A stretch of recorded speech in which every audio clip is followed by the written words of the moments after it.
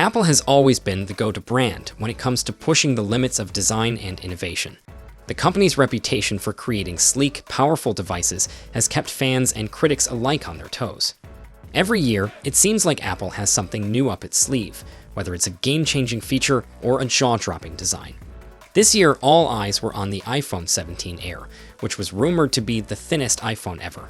But, as with most things in the tech world, things don't always go as planned. Recent reports suggest that Apple has run into some serious obstacles when trying to make the iPhone 17 Air as slim as originally hoped. So, what exactly is the issue? According to insider reports from a news aggregator account over on Naver, Apple is struggling to make the new iPhone 17 Air as thin as they envisioned. The problem lies in the battery, specifically the fact that Apple wants to use a thinner battery substrate to save space. The challenge? They're running into technical roadblocks and cost issues that are preventing them from pushing the device's thickness down to the levels they had initially planned. As it stands, the iPhone 17 Air's battery is now expected to be about 6mm thick, which is still thinner than previous models, but definitely not as slim as originally hoped. For context, the iPhone 6, which debuted back in 2014, was Apple's thinnest iPhone at 6.9mm. This means that the upcoming iPhone 17 Air might not be much thinner than the iPhone 6, despite all the hype around it being a slim upgrade.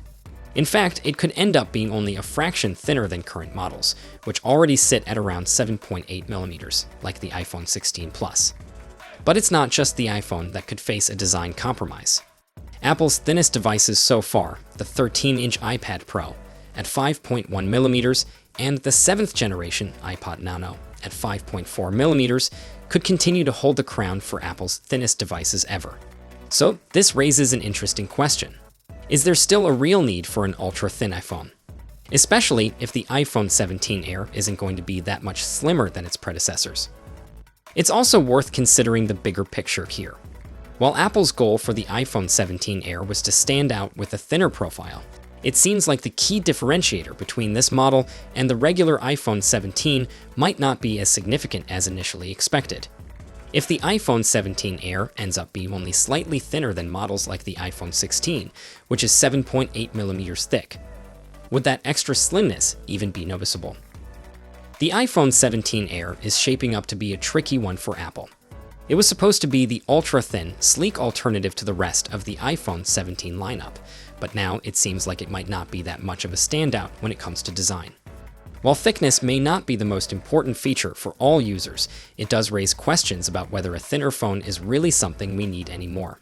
After all, smartphones are getting pretty thin already, and features like battery life and performance seem to be far more critical than a few extra millimeters of thickness.